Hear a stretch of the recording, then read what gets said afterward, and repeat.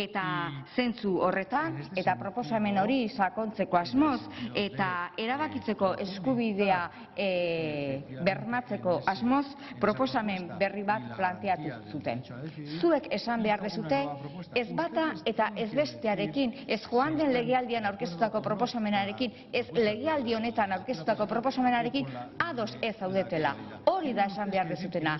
Ez esan, ez dagoela proposamenaik.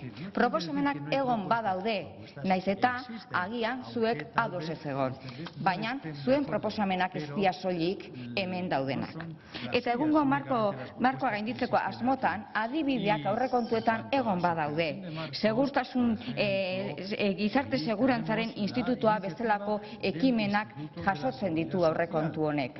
Adibide bat da. Adibide xume bat izan daiteke, baina norabide bat islatzen duen adibide bat bada, edo gutxienez, aitortu adibide hori egon badagoela. Ikuspegi nazional batetik ez da inolako proposamenik egiten, gezurra. Adibide xumeak izango dira, baina egon badaude. Euskaltzaindiarekin hitzarmena jasotzen da. Iparraldeko euskeraren erakunde publikoarekin hitzarmena jasotzen da. Nafarroako herri erakundeekin eta elkarteekin hitzarmena jasotzen da. Nafarroa oinezi diru laguntza jasotzen da. Herri urratsi diru laguntza jasotzen da. Adibide xumeak, baina norabide bat islatzen duten adibideak izan badira. Nazio planari dagokionez, Jaurlaritzak ez du erreferentzi bezala hartzen nazio plana. Egia da. Baina ni neu nazio eztabaidaguneko kidea naiz.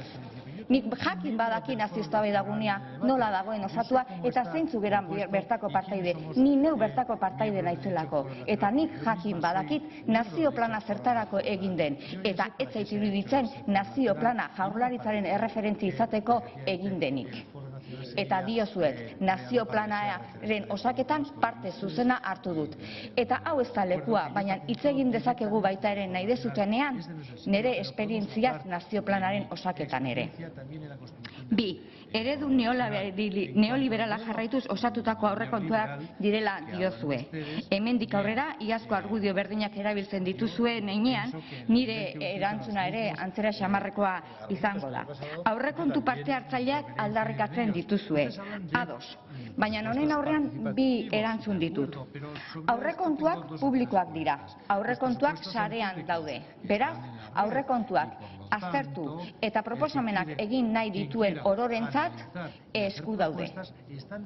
Egia da, gero, legebiltzar taldeen beharra dutela, beraien proposamen horiek bideratu eta zuzendu ahal izateko. Beraz, hori horrela izanik, esan genezake aurrekontuak parte hartzaileak izan daitezkela publikoak direlako. Baina badakit hori ez dela zuen intentzioa. Horregaitik bigarren erantzuna. Zuek, Porto Alegreko sistema ezarri nahi dezute hemen. Porto Alegren bere garaian ezarri zen aurrekontu parte hartzaileen sistema ekarri nahi dezute onera. Ados. Baina jakin badakizue, Jaurlaritzak hori aurrera eramateko borondaterik ez duela. Baina zuek borondate hori baldin badezute, zuen lana legebiltzar talde bezala ere bada, lege aldaketak legebiltzar honetan proposatzea. Eta beraz, zuek ere aurrekontuen lege orokorra aldatzeko gaitasuna izan badezue.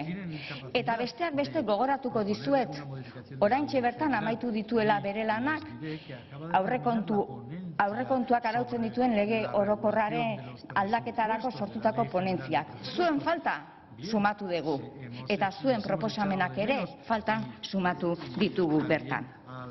Diru sarreren inguruko eztabaida errepikatzea izango litzateke, bakarrik esango dizuet, edo hemen errespetatzen dira erakunde arteko konpetentzien banaketa, edo ez da onartzen. Eta ondo pentsatu atal honetan, zeren gaur hemen esaten diguzue, ez, agian Jaurlaritzari dagokio zerga horiek arautzea. Baina beste hainbat kasuetan Jaurlaritzak beste zerbaiten inguruan arautzen duenean uraren legea jarriko dizuetara adibide bezala, segituan esango dezute Jaurlaritzak berari ez dagozkion eskumenak arautzen sartzen legez arautzen hasten dela. Besteak beste zuen edo ezker abertzalearen ezker abertzalea historian zehar nahiko foralista izan delako. Beraz, uste dut ideologikoki zerga arauak batzar nagusietan arautzearen aldeko izango zeratela.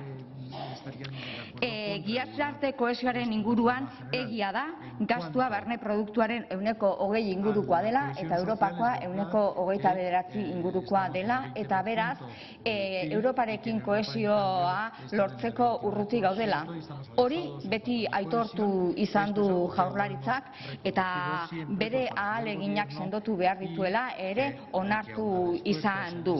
Eta hala ahalegin horretan saiatu da, eta nik ez ditu berriro errepikatuko, Carrera jaunak aipatu dituen hainbat politika, gizarte gaietako politika, edo beste batzuk ere jarkeritzazke, baina denbora amaitzear amaitu zai dagoeneko. Baina bai, abiadura handiko trenarek aipamen bat ere egin nahi dut. Eusko Alkartasuna azpiegitura honen aldeko jarrera du.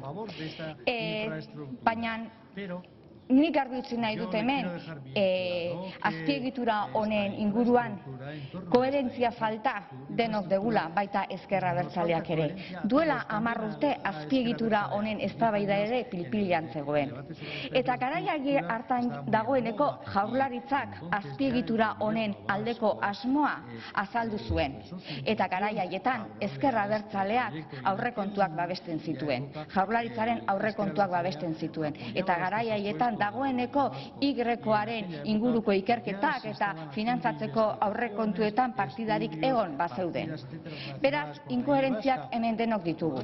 Eta gehiago esango dizuek, zuek orain tren sozialaren aldekoak zerate, baina tren sozialak ere txikizioa dakar. Zeren trenbide horren ibilbidea ere berria da. Eta horrek ere suntxiketa ekarriko du. Beraz, inguru giroarekiko urraketak ere izango ditu tren sozial, zuek babesten zuten tren sozial horrek. Beraz, guzti honekin esan guk zuen osoko zuzenketa horren kontra bozkatuko dugula, eta dozen kasutan bigarren txandan erantzun gehiago emateko prest naukazue. Mila esker.